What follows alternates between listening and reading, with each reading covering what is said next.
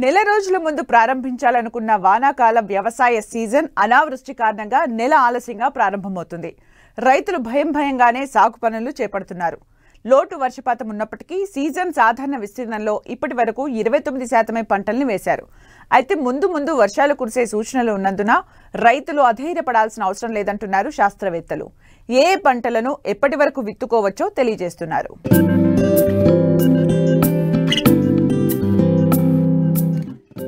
నైరుతి రుతుపవనాలు సమయానికే ప్రారంభమైన మందకొడిగా కొనసాగుతోంది. అయినప్పటికీ ఖరీఫ్ పంటల సాగు జోరందుకుంది. ఇప్పటి వరకు ఆశించిన స్థాయిలో వర్షాలు కురవలేదు. అదును దాటిపోతోందని అన్నదాతలు ఆందోళన చెందుతున్నారు. వానాకాలం ప్రారంభమై నెలవుతున్నా కొన్ని చోట్ల చినుకు జాడ లేకపోవడంతో రైతులు ఆందోళన చెందుతున్నారు. వానాకాలం మొదటి నుంచే కష్టాలు ప్రారంభమయ్యాయి. జూన్లో కళ్ళు కాయలు కాసేలా వర్షాల కోసం ఎదురుచూసిన రైతులకు ప్రస్తుతం అడపాదడపా కురిసిన వర్షాలకు కొంతమంది రైతులు వ్యవసాయ పనులు ప్రారంభించారు. చాలా చోట్ల సరిపడా వర్షాలు పడలేదు. అయితే రైతులు అధైర్యపడొద్దని శాస్త్రవేత్తలు చెబుతున్నారు. జూలై 15 వరకు మొక్కజొన్న, 20 వరకు పత్తి, నెల చివరి వరకు కందిలాంటి పంటలను విత్తుకోవచ్చంటున్నారు. ఇప్పటికే విత్తిన పత్తిని కాపాడుకునేందుకు నీటి వసతి ఉన్న రైతులు స్ప్రింక్లర్ల ద్వారా నీటి తడులు అందించాలని సూచిస్తున్నారు.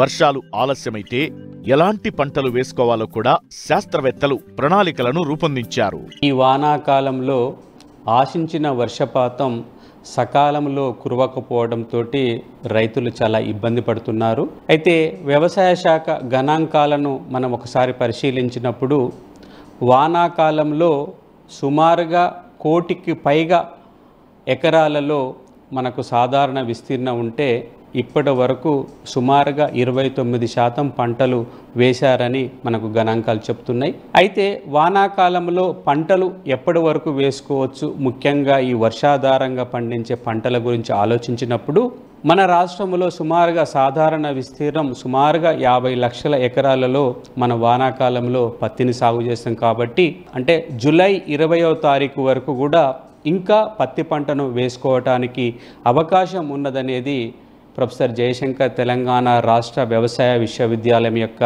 పరిశోధన ఫలితాలను మనం గమనించినప్పుడు చెప్పవచ్చు. అలాగే కంది పంటను కూడా నెలాఖరు వరకు కూడా కంది పంటను మనం తెలంగాణ రాష్ట్రంలో రైతాంగం వేసుకోవచ్చు. విత్తన లభ్యత గురించి కూడా ఆలోచించినప్పుడు ప్రాంతీయ వ్యవసాయ పరిశోధనా స్థానం పాలెం నందు కందులు PRG 176 అనే రకం అందుబాటులో ఉన్నది. తర్వాత పచ్చజొన్నలు రకం PYPS2 అనే రకం కూడా అందుబాటులో ఉంది. తెల్లజొన్న రకం కూడా అందుబాటులో ఉన్నాయి. కందులు కూడా అందుబాటులో ఉన్నాయి. తర్వాత వడ్లు కూడా అందుబాటులో ఉన్నాయి. తర్వాత కృషి విజ్ఞాన కేంద్రం పాలెం నందు కూడా మనకు పెసర, మినుము రకాలు కూడా అందుబాటులో ఉన్నాయని రైతు సోదరులు గమనించుకోవాలి. అయితే రాబోయే రోజుల్లో మనకు IMD వాతావరణ శాఖ వివరాల ప్రకారం కావచ్చు తెలంగాణ వ్యాప్తంగా మంచి వర్షాలు కురుస్తాయని ప్రసార మాధ్యమాల ద్వారా మనం చూస్తున్నాం. అయితే ఆల్రెడీ మనం పత్తి పంట విత్తుకున్న రైతులు వివిధ ప్రాంతాల్లో వివిధ జిల్లాల్లో సుమారుగా 10 రోజుల వయసు నుంచి సుమారుగా 40 రోజుల వయసున్న పంటలను కూడా మనం అక్కడక్కడ చూస్తున్నాం. అయితే రైతు సోదరులు ఎక్కడైతే పత్తి విత్తుకున్న తర్వాత మొలిచిన తర్వాత నీటిపారుదల సౌకర్యాలు ఉన్న చోట వర్షాలు లేనప్పుడు రైతు సోదరులు ఈ తుంపర్ల సేద్యం ద్వారా పత్తి పంటను కాపాడుకోవడానికి ప్రయత్నం చేస్తున్నారు. దీనితో పాటు అంతర కృషి అంటే గుంటకలు, దంతెల ద్వారా కూడా ప్రతిరోజు అడపాదడప కురుస్తున్న వర్షాలకు తేమను ఉపయోగించుకొని అంతర కృషి చేయటం వల్ల కూడా మొక్కలను కాపాడుకునే ప్రయత్నం రైతాంగం రాష్ట్రంలో చేయటం మనం గమనిస్తున్నాం. రైతు సోదరులు ఇంకా మనకు అదును అయిపోలేదు, ఇంకా పంటలు వేసుకోవటానికి అవకాశం ఉంది. రానున్న రోజుల్లో వర్షాలు కురుస్తాయి కాబట్టి రాష్ట్ర వ్యాప్తంగా వర్షాధారంగా సాగు చేసే పత్తి పంటకు అవకాశం ఉంది, కంది పంటకు అవకాశం ఉన్నది, మొక్కజొన్న పంటకు కూడా ఈ జూలై 15 వరకు కూడా వేసుకోవడానికి అవకాశం ఉంది. వీటితో పాటు ఒకవేళ వర్షాలు ఇంకా ఆలస్యమైనా కూడా ప్రొఫెసర్ జయశంకర్ తెలంగాణ రాష్ట్ర వ్యవసాయ విశ్వవిద్యాలయం యొక్క కంటింజెన్సీ ప్లానింగ్ ప్రోగ్రామ్ కూడా వివిధ జిల్లాల్లో నేలలను బట్టి కూడా రూపొందించడం జరిగింది. కాబట్టి జూలై 15 వరకు వర్షాలు పడకపోతే ఎలాంటి పంటలు వేసుకోవాలి, జూలై 30 వరకు వర్షాలు పడకపోతే ఎలాంటి పంటలు వేసుకోవాలి, ఆగస్టు 15 వరకు కూడా వర్షాలు పడకపోతే ఎలాంటి పంటలు వేసుకోవాలనేది వ్యవసాయ విశ్వవిద్యాలయం వాళ్ళు శాస్త్రవేత్తల ఫలితాల ప్రదంగా రూపొందించడం జరిగింది. కాబట్టి రైతులు ఎలాంటి అధైర్యపడకుండా ఇంకా అదును ఉన్నది, వర్షాలు వస్తాయి కాబట్టి వర్షం పడ్డమ్మటే మనకు పంటలు విత్తుకునే అవకాశాన్ని చూసుకోవాలి.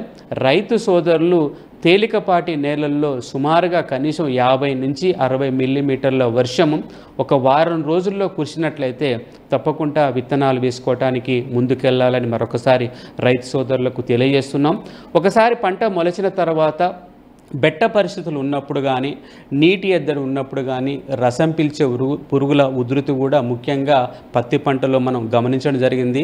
కాబట్టి మనం ఈ రసం పీల్చే పురుగుల ఉధృతిని సకాలంలో పురుగు మందులు శాస్త్రవేత్తలు చెప్పిన విధంగా నివారించుకున్నట్లయితే ఈ పత్తి పంటను మనం కాపాడుకోవటానికి అవకాశం ఉంటుంది. ఇక తెలంగాణ రాష్ట్రంలో సుమారుగా మనకు వానాకాలం, యాసంగి సుమారుగా 1 కోటి పైగా ఎకరాలలో మనం పంటలను, ఈ వరి పంటను వానాకాలము తర్వాత యాసంగిలో సాగు చేస్తున్నాం. కాబట్టి ఇంకా వానాకాలంలో చాలా ప్రాంతాల్లో రైతు సోదరులు కొద్ది మోతాదులో మనకు నార్లు పోసుకున్నారు బోర్ల కింద, బావుల దగ్గర. రాబోయే రోజుల్లో ఈ స్వల్పకాలిక రకాలను, ఒకవేళ వర్షాలు లేట్ అయినా, మన కెనాల ద్వారా వాటరు విడుదల లేట్ అయినా కూడా స్వల్పకాలిక రకాలను కూడా సాగు చేసుకోవడానికి అవకాశం ఉంది. కాబట్టి రైతు సోదరులు రాబోయే రోజులు మనకు వ్యవసాయంలో చాలా కీలకమైనవి. తర్వాత వర్షాలు పడుతాయని కూడా వాతావరణ శాఖ వాళ్ళు చెబుతున్నారు. కాబట్టి ఈ విషయాలను రైతులు దృష్టిలో పెట్టుకొని పంటల సాగు వైపు ఆలోచన చేయాలి.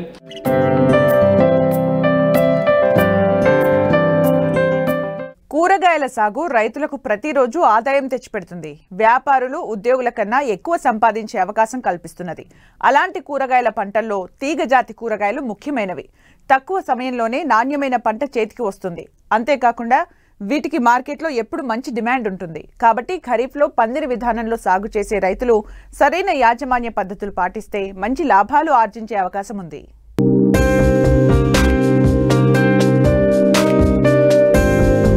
పండించే రైతుకు ఆదాయాన్ని, వినియోగదారునికి ఆరోగ్యాన్ని అందించే పంటలు కూరగాయలు. అందుకే సీజన్తో పని లేకుండా సంవత్సరం పొడవునా కూరగాయలు పండిస్తుంటారు రైతులు. ముఖ్యంగా పందిరి జాతి కూరగాయలైన బీర, సొర, కాకర, దొండ, పొట్లను ఖరీఫ్ పంటగా జూన్ నుండి జూలై వరకు విత్తుకోవచ్చు. వీటికి మార్కెట్లో మంచి డిమాండ్ ఉంటుంది. ముఖ్యంగా విశాఖ ఏజెన్సీ రైతులు నాటు రకాలను సాగు చేస్తూ ఉంటారు. అయితే నాణ్యమైన దిగుబడులను పొందాలంటే ఎలాంటి యాజమాన్య పద్ధతులు పాటించాలో తెలియజేస్తున్నారు విశాఖ జిల్లా చింతపల్లి ఉద్యాన పరిశోధనా స్థానం శాస్త్రవేత్త డాక్టర్ శివకుమార్. గిరిజన ప్రాంతాల్లో తేజాతి కూరగాయలైనటువంటి గుమ్మడి, పొట్ల, దోస, ఆనప, ఆగాకర వంటి కూరగాయలని ఎక్కువగా సాగు చేయడం జరుగుతూ ఉంది. ఈ మధ్యకాలంలోన బీర, కాకర వంటి కూరగాయలు కూడా కొంతమంది అభ్యుదయ గిరిజన రైతులు సాగు చేయడానికి ముందుకు వస్తున్నారు. అయితే ప్రధానంగా మన ఈ కూరగాయలని, తీగజాతి కూరగాయలు చూసుకున్నట్లయితే జూన్ జూలై కాలంలోనూ, అదేవిధంగా జనవరి ఫిబ్రవరి కాలంలోనూ సాగు చేయడం జరుగుతుంది. జూన్ జూలై కాలంలో అయితే వర్షాధారంగాను, జనవరి ఫిబ్రవరి అయితే ఎక్కడైతే ఈ నీటి వసతి, కొండ వాగుల దగ్గర ఉండే కాలువల్లో నీటి వసతి ఉంటుందో అటువంటి ప్రాంతాల్లోనూ ఈ కూరగాయల్ని సాగు చేయడం జరుగుతూ ఉంది. మనకి ప్రధానంగా ఈ గిరిజన ప్రాంతాల్లోన దేశీయ సీడ్ని ఎక్కువగా, విత్తనాన్ని వాడుకొని ఎక్కువగా సాగు చేయడం జరుగుతుంది, పురాతనమైన రకాలని. సో ఈ విత్తనాన్ని కంపల్సరీగా విత్తన శుద్ధి చేసి మాత్రమే ప్రధాన పొలంలో విత్తుకోవాలి. సేంద్రీయ వ్యవసాయంలో చేసినట్లయితే ఒక కేజీ విత్తనానికి 20 గ్రాముల ట్రైకోడర్మా విరిడితో విత్తన శుద్ధి చేసుకోవాలి. అలా అదేవిధంగా రసాయనిక పద్ధతిలో చేసుకున్నట్లయితే 3 గ్రాముల థైరంను, అదేవిధంగా 5 గ్రాముల ఇమ్డాక్లోప్రిడ్తో విత్తన శుద్ధి చేసుకున్నట్లయితే మనకి ఈ భూమి ద్వారా సంక్రమించే తెగుళ్ళను, అదేవిధంగా ఏంటంటే మొక్క తొలి దశలో వచ్చే రసం పీల్చే పురుగులను కూడా అరికట్టడానికి అవకాశం ఉంటుంది. అలాగే 2 నుంచి 3 నీటి తడులు కానీ, లేకపోతే వర్షం పడిన తర్వాత పొలంలోనూ, అదేవిధంగా పొలం చుట్టూ గట్ల మీద కలుపు లేకుండా నివారణ చర్యలు చేసుకోవాలి. అదేవిధంగా ఏంటంటే గుప్పు చేసుకున్నట్లయితే 2-3 తడులు ఇచ్చిన తర్వాత గుప్పు చేసుకున్నట్లయితే నేల గుల్లబారి మొక్క పెరుగుదల కూడా బాగా ఉంటుంది. అలాగే 2 నుంచి 4 ఆకులు మొక్క దశలో ఉన్నప్పుడు లీటర్ నీటికి 3 గ్రాముల చొప్పున బోరాక్స్ అనే మందును కలిపి పిచికారీ చేయడం వల్ల ఆడపూల సంతతి ఎక్కువగా వచ్చి మొత్తం దిగుబడి ఎక్కువగా రావడానికి అవకాశం ఉంటుంది. అదేవిధంగా మొక్క పెరుగుదల నుంచి పూత దశ వచ్చే వరకు 5% వేపగింజల కషాయంతో కానీ లేదు అంటే 1500 ppm గాఢత ఉండే వేప నూనెని లీటర్ నీటిగా 5 మిల్లీలీటర్ల చొప్పున కలిపి పిచికారీ చేయడం ద్వారా ఈ రసం పీల్చే పురుగుల్ని అరికట్టవచ్చు. ఈ రసం పీల్చే పురుగులు వైరస్ తెగులను కూడా వ్యాప్తి చేస్తాయి కనుక ఎర్లీ స్టేజ్లోనే రసం పీల్చే పురుగుల్ని అరికట్టుకోవడం మనకి చాలా ప్రాధాన్యత ఉంది. దాంతోపాటు తీగజాతి కూరగాయలని మనకి ఏజెన్సీ ప్రాంతంలో ఎక్కువగా పందిళ్ళ పైన కాకుండా నేలపైనే భూమికి సమాంతరంగా పెంచడం జరుగుతుంది. దీనివల్ల ఏంటంటే మనకి పండు ఏగ సమస్యలు, అదేవిధంగా వర్షాలు పడేటప్పుడు ఈ కాయలు కుళ్ళిపోవడం ఇలాంటి సమస్యలు ఉంటున్నాయి కనుక వీటిని శాశ్వత పందిళ్ళ పైన కానీ లేకపోతే వెదురు కర్రలు మనకి ఏజెన్సీలో ఎక్కువగా అవైలబిలిటీలో ఉంటాయి కనుక ఆ వెదురు కర్రల పందిళ్ళ పైన కానీ మనం సాగు చేసుకున్నట్లయితే పండు ఏగ సమస్య అనేది నివారించవచ్చు. అదేవిధంగా కాయకుళ్ళ సమస్యను కూడా తగ్గించవచ్చు. అదే అలానే కాకుండా ఏంటంటే నాణ్యత కూడా, అంటే మట్టి అదంతా కాయకి తగలకుండా ఉంటుంది కనుక నాణ్యత కూడా బాగుంటుంది. మార్కెట్లో కూడా మనకి మంచి గిరాకీ ఉండి రైతుకి మంచి రేట్ అనేది వస్తుంది. అదేవిధంగా తీగజాతి కూరగాయల్లో చూసుకున్నట్లయితే ప్రధానంగా పెంకు పురుగు, తర్వాత పండు ఏగ సమస్యలు, తర్వాత బూజు తెగులు, వైరస్ తెగుళ్ళు, ఆంత్రాక్నోస్ తెగులు, అదేవిధంగా వేరుకుళ్ళు తెగుళ్ళు అనేవి ప్రధాన సమస్యలు. ఈ సమస్యలు ఏంటంటే అది వచ్చినప్పుడే కాకుండా సమగ్ర యాజమాన్య పద్ధతిలో చేపట్టినట్లయితే ఈ తెగుల్ని కొంతవరకు రాకుండా అరికట్టుకోవచ్చు. అదేవిధంగా ఏంటంటే వచ్చిన వెంటనే మనం తగిన జాగ్రత్తలు తీసుకున్నట్లయితే దాన్ని కూడా అరికట్టుకోవచ్చు. ఈ సమగ్ర యాజమాన్య చర్యల్లో ప్రధానంగా ఏంటంటే వేసవిలో లోతు దుక్కులు చేసుకోవడం, తర్వాత చిరుధాన్యాలు, మొక్కజొన్న, జొన్న వంటి పంటలతోటి పంట మార్పిడి చేసుకోవడం, అలాగే విత్తన శుద్ధి చేసుకోవడం, తర్వాత కలుపు లేకుండా పొలం చుట్టుపక్కల కలుపు లేకుండా చేసుకోవడం వల్ల ఏంటంటే మనకి ఈ తెగుళ్ళు తగ్గించవచ్చు. ప్రధానంగా రసం పీల్చే పురుగులను, వైరస్లు ఈ కలుపు మొక్కల పైన ఆవాసాలు ఏర్పరచుకుని ఉంటాయి కనుక ఈ కలుపు తగ్గించడం వల్ల వాటిని కూడా నివారించడానికి అవకాశం ఉంటుంది. అదేవిధంగా ఏంటంటే ప్రతి 20 నుంచి 30 రోజులకు ఒకసారి ట్రైకోడర్మా విరిడిని నేలలో కానీ కలుపుకున్నట్లయితే ఈ భూమి ద్వారా సంక్రమించే తెగుళ్లను కూడా నివారించుకోవడానికి అవకాశం ఉంటుంది.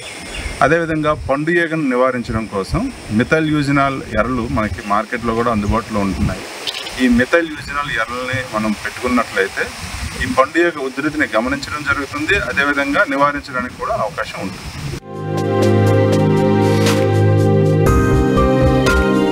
సంగారెడ్డి జిల్లాలోని మంజీరా అభయారణ్యానికి యునెస్కో గుర్తింపు దక్కించుకునేందుకు రాష్ట్ర అటవీ శాఖ ప్రయత్నాలు చేస్తోంది. హైదరాబాద్ జంట నగరాలకు తాగునీటిని అందిస్తున్న మంజీరా డ్యాంకు, సింగూరు ప్రాజెక్టుకు మధ్య ఉన్న జలాశయం, 9 చిన్న ద్వీపాలతో కూడి ఉన్న ప్రాంతంలో ఈ అభయారణ్యం విస్తరించి ఉంది. మొసళ్లు సహా ఎన్నో రకాల జలచరాలు, వన్యప్రాణులు, వివిధ జాతుల పక్షులున్న ఈ ప్రాంతాన్ని జీవ వైవిధ్యమున్న చిత్తడి నేలగా గుర్తించారు. అసలు ఈ చిత్తడి నేలల్ని ఎవరు గుర్తిస్తారు? వీటి వలన లాభాలేంటి? తెలియాలంటే ఈ స్టోరీ చూడాల్సిందే.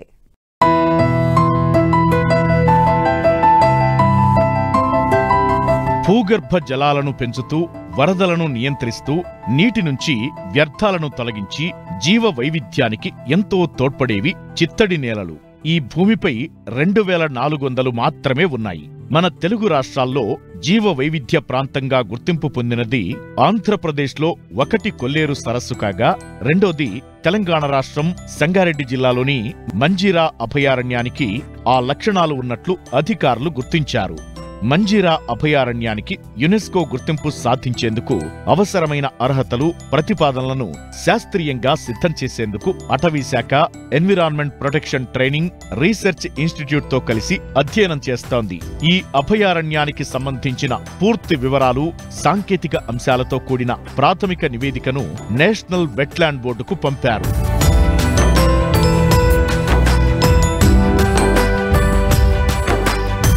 సంగారెడ్డి జిల్లా కేంద్రానికి సమీపంలో సదాశివ, పుల్కల్, చౌటకూర్ మండలాల పరిధిలో దాదాపు 20 చదరపు కిలోమీటర్లలో ఈ అభయారణ్యం విస్తరించి ఉంది. హైదరాబాద్ నుంచి 60 కిలోమీటర్ల దూరంలో ఉన్న ఈ అభయారణ్యంలో 9 ద్వీపాలు ఉన్నాయి. ఇక్కడ 303 పక్షి జాతులు ఉన్నాయి. వీటిలో 117 జాతులు ప్రపంచంలోని వివిధ దేశాల నుంచి వలస వచ్చినవి. 14 జాతుల ఉభయచరాలు, 57 రకాల చేప జాతులు, 32 రకాల సీతాకోక చిలుకలు, 25 అకశేరుకాలు, 25 ఆర్కినిడ్లు, 28 ఓడోనెట్స్, 31 రకాల సరీసృపాలు ఇక్కడ ఉన్నట్లు ఇప్పటికే అధికారులు గుర్తించారు. భారత్లో రామ్సర్ ఇప్పటి వరకు గుర్తించిన 80 చిత్తడి నేలల్లో లేని ఎన్నో ప్రత్యేకతలు ఇక్కడ ఉన్నాయంటున్నారు అటవీ శాఖ అధికారులు. ప్రపంచవ్యాప్తంగా 2400 చిత్తడి నేలలు అంటే వెట్లాండ్స్ అంటారు. ఈ వెట్లాండ్స్ మన దేశంలో 80 వరకు ఉన్నాయి. మన తెలుగు రాష్ట్రాలు 2 రాష్ట్రాలు కలిపి ఒక కొల్లూరులో ఉంది. దాని తర్వాత మంజీరా పరివాహ ప్రాంతంలో ఉన్నటువంటి వెట్లాండ్ సంబంధించి ఇటీవల మనకు సమాచారం అందింది. అసలు వెట్లాండ్ వల్ల ఉపయోగాలు ఏంటి, అసలు వెట్లాండ్ యొక్క గుర్తింపు రావడం కోసం రామ్సర్ సంబంధించినటువంటి ఏదైతుందో ఆ గుర్తింపు కోసం ప్రయత్నం చేసినటువంటి డిఎఫ్ఓ గారు మనతో పాటు ఉన్న శ్రీధర్రావు గారు, వారితో అడిగి అసలు వెట్లాండ్ వల్ల ఉపయోగాలు అంటే అది ఎలా ఏర్పడితే తెలుసుకునే ప్రయత్నం చేయాలి. చెప్పండి సార్, మనది ఒక అరుదైనటువంటి అవకాశం మనకి ఈ రోజున.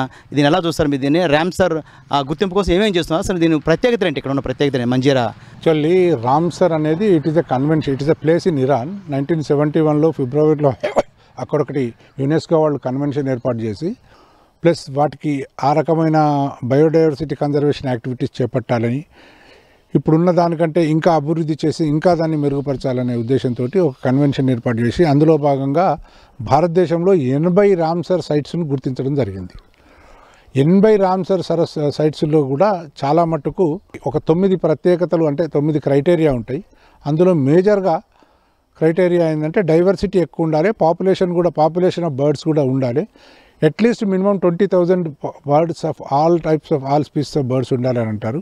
అట్లాంటి క్రైటీరియాలో కన్నా డైవర్సిటీ క్రైటీరియాలో కానీ కన్జర్వేషన్ అండ్ ప్రొటెక్షన్ క్రైటీరియాలో కానీ మన మంజీరా లేక్ అనేది వీటన్నిటికంటే కూడా టాప్లో ఉంటుంది. ఎందుకంటే Manjira is a reservoir created and it is catering the needs of Hyderabad drinking water. కాబట్టి ఇందులో ప్రొటెక్షన్ అనేది, బోటింగ్ అనేది లేదు ఫస్ట్ థింగ్ ఇప్పటి వరకు.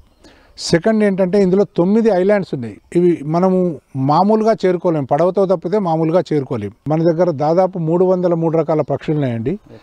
ఇందులో దాదాపు 117 టైప్స్ ఆఫ్ బర్డ్స్ అన్నీ కూడా మైగ్రేటరీ. ఒక 40-50 వరకు మన ఎక్కడంటే హిమాలయాల అవతల నుంచి కూడా వచ్చేది ఉందండి. బాల్డెడెడ్ గూస్ అని మన దగ్గర పెయింటెడ్ స్టార్ నుంచి బాల్డెడెడ్ గూస్ వరకు చాలా వస్తాయి. ఫ్లెమింగోస్ కూడా వస్తాయి. ఫ్లెమింగోస్ కూడా చూడడానికి చాలా ముచ్చటగా ఉంటాయి. అయితే ఇవన్నీ కూడా మిగతా పక్షులన్నీ కూడా హిమాలయాల అవతల నుంచి వచ్చేటి కొంచెం ఒక కర్వేచర్ లేన్ తీసుకొని హిమాలయాన్ని పైకి ఎగరకుండా పక్క నుంచి దాటుకొని గుజరాత్ మీదుగా మన దగ్గరకు వస్తాయి. ఈ బాల్డెడెడ్ గూస్ అనేది ఏదైతే ఉందో ఇది నేరుగా స్ట్రేట్గా పైకి పోయి ఆకాశంలో హిమాలయాల కంటే ఎత్తుకుపోయి అవి దాటుకొని ఇక్కడికి వస్తాయి. అవి ఇక్కడ బ్రీడింగ్ అయిన తర్వాత వెళ్ళిపోతాయి. ఇక్కడ మనకు సెప్టెంబర్, అక్టోబర్, నవంబర్ వరకు, జనవరి వరకు కనబడతాయండి. మన దగ్గర ఉభయచర జీవులు అంటే మన దగ్గర ఇది ఉందండి, క్రోకడైల్ ఉభయచరము. రెప్టైల్స్ ఉన్నాయి, ఒక 37 రకాల రెప్టైల్స్ ఉన్నాయి. అంటే స్నేక్స్ ఎక్కువ, స్నేక్స్, లిజార్డ్స్ ఉన్నాయి. ఇంకా మమ్మల్స్లో మనకు మెరుగా సీ అంటే ఆటర్స్ ఒకటి కనబడ్డాయండి ఈ మధ్య, ముందు లేకుండానంట. మళ్ళీ మిగతా అన్ని వైల్డ్ బోరు, మిగతా అన్ని కామన్ మన దగ్గర. చేపలు 57 రకాల చేపలు ఉన్నాయండి. వీటిని కూడా ఐడెంటిఫై చేసి లిస్టింగ్ చేసినాము. ఈ మధ్యనే మేనేజ్మెంట్ ప్లాన్ కూడా ఈ మధ్యనే అప్రూవ్ అయింది ఫర్ నెక్స్ట్ 10 years. అయితే దీన్ని రామ్సర్ లేక్గా గుర్తిస్తే దీనికి అడ్వాంటేజ్ ఏంటంటే అన్ని సైట్స్ కంటే ప్రత్యేకత ఏంటంటే ఇన్యాక్సెసిబిలిటీ ఒకటి. 9 ఐలాండ్స్లో కూడా బ్రీడింగ్కి కానీ వెజిటేషన్ కూడా చాలా బాగుంది. చెట్లు, తుమ్మ చెట్లు కానీ బ్రీడింగ్కి అవకాశం ఉన్న చెట్లన్నీ చాలా ఉన్నాయి. ఆ చెట్ల మీద బ్రీడింగ్ చేస్తుంది. నెస్టింగ్ ప్లేసెస్ ఉన్నాయి. డిస్టర్బెన్స్ అనేది 0 డిస్టర్బెన్స్ అండి. ఇక్కడ మనం పడవతో పోతే కానీ వెళ్ళలేము. ఇప్పుడు మేము ఓన్లీ దీంతో పోతున్నాం. పడవలు ఏర్పాటు చేసే అవకాశం అంటే రామ్సర్ గుర్తిస్తే ఏం అవకాశాలు వస్తాయి ఈ ప్రాంతానికి? గుర్తిస్తే వాటి హ్యాబిటేషన్ కానీ వాటి యొక్క బ్రీడింగ్ ఫెసిలిటీస్ కానీ డిస్టర్బ్ కాకుండా ఏదైనా గైడ్ లైన్స్ తీసుకొని అంతర్జాతీయంగా ఆమోదించబడ్డ మోడల్లోనే విజిటింగ్ ఉంటుందండి. అదర్వైజ్ లేక్ చుట్టూ ఏదైనా పని చేయగలుగుతాము. లేక్ బయట, లోపల ఏది చేయాలన్నా కానీ మనం ఈ వైల్డ్ లైఫ్ సంబంధించిన గైడ్లైన్స్ను కన్జర్వేషన్ గైడ్లైన్స్ను చూసుకొని చేయాల్సి ఉంటుంది. రోజు వెట్లాండ్ డేను మనం ప్రతిసారి కంటే ఈసారి కొంచెం డిఫరెంట్గా మనం జరుపుకునే అవకాశాలు నేనైతే చెప్తానండి. అంటే రామ్సర్ గుర్తింపు వస్తే ఈ ప్రాంతం అంతర్జాతీయంగా మంచి గుర్తింపు పర్యాటకులు కూడా వచ్చే అవకాశం ఉంది. పర్యాటకులకు ఎన్విరాన్మెంట్ ఎడ్యుకేషన్ సెంటర్ కానీ ఇక్కడ ఉండడానికి ఎకో టూరిజం డెవలప్మెంట్కి కానీ చాలా స్కోప్స్ ఉన్నాయి. ఎందుకంటే డ్యామ్ బయట కూడా శాంక్చురీ బయట కూడా పక్కన ఆనుకొని మనకి ఇక్కడ సైట్స్ ఉన్నాయి, డెవలప్ చేసుకోవడానికి స్కోప్ ఉంది. ఎకో టూరిజం కూడా బాగా డెవలప్ చేస్తే పబ్లిక్ని ఆకట్టుకుంటుంది. This will become a one of the best tourist places also, eco tourism places. And bird watchers who study the fauna, avifauna, వాళ్ళందరికీ కూడా it is a paradise already. Because మనకంటే ఎక్కువ కూడా బర్డ్ వాచర్స్ ఎక్కువ work చేసి వాళ్ళే listing out చేస్తున్నారండి బర్డ్స్ని. We are in constant touch with them. నిన్న కూడా వాళ్ళంతా వచ్చిండ్రు. They are very happy that they have presented more than the department. అంటే దేర్ ఆర్ ప్యాషనేట్గా బర్డ్ వాచింగ్ చేసేవాళ్ళు చాలా మంది ఉన్నారండి. ఒకటే సబ్జెక్ట్ని పట్టుకున్న వాళ్ళు every Sunday, every holiday morning they will come by 5 o'clock. వాళ్ళు ఒక 8 వరకు ఇక్కడ లేక్ చుట్టూ తిరిగి బై వాక్ తిరుగుతారు. మేము కూడా అప్పుడప్పుడు జాయిన్ అవుతుంటాము. తిరిగి వాళ్ళు బర్డ్స్ అంతా కూడా ఏ బిహేవియరు, మూమెంటు, కొత్త ఏమన్నా వస్తున్నాయా బర్డ్స్, ఇవన్నీ కూడా వాళ్ళు స్టడీ చేసి డాక్యుమెంటేషన్ చేస్తున్నారండి. That is there. అంటే డిపార్ట్మెంట్లో ఫుల్ ప్లెడ్జ్డ్గా మనం దానికోసం కేటాయించలేం కాబట్టి వీఆర్ టేకింగ్ దేర్ హెల్ప్. ఇది మొత్తం మీద చూసుకున్నప్పుడు అంతర్జాతీయంగా ఒక అద్భుతమైన ప్రాంతంగా రామ్సర్ గుర్తిస్తే మంజీరా ఈ పర్యావరణ ప్రాంతం వెట్లాండ్ మాత్రం మన భారతదేశంలో ఇప్పటివరకు ఉంటే 80 ఏవైతే ఉన్నాయి వెట్లాండ్ వాటికంటూ అద్భుతంగా ఇది ఇక్కడ స్పీసీస్ కూడా ఎక్కువగా ఉన్నాయి. దీన్ని రామ్సర్ గుర్తింపు పొందితే మాత్రం ఇది అంతర్జాతీయ స్థాయిలో పర్యాటకులు కూడా వచ్చే అవకాశం ఉందని కూడా డిఎఫ్ఓ శ్రీధరరావు గారు చెప్తున్నారు. ఆ దిశగా ఇక్కడ ప్రయత్నం జరగ మనం కోరుకుందాం. ఈ అద్భుత ప్రాంతానికి అంతర్జాతీయ గుర్తింపు వచ్చేలా రామ్సర్ కన్వెన్షన్ కు ప్రతిపాదనలు ఇప్పటికే వెళ్లాయి. రాష్ట్ర ప్రభుత్వం కూడా దీనిపై చొరవ చూపితే తెలంగాణలో జీవ వైవిధ్య అంతర్జాతీయ పర్యాటక కేంద్రంగా మంజీర చిత్తడి నేల ప్రాచుర్యంలోకి వచ్చే అవకాశం ఉంటుంది అనడంలో ఏమాత్రం అతిశయోక్తి లేదు.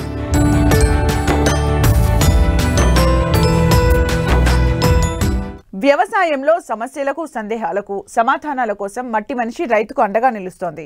మీరు సంప్రదించవలసిన చిరునామా మట్టి మనిషి 10 TV road number 36, Jubilee hills, Hyderabad 500033. మా ఫోన్ నెంబర్ 04030010110 8897186111.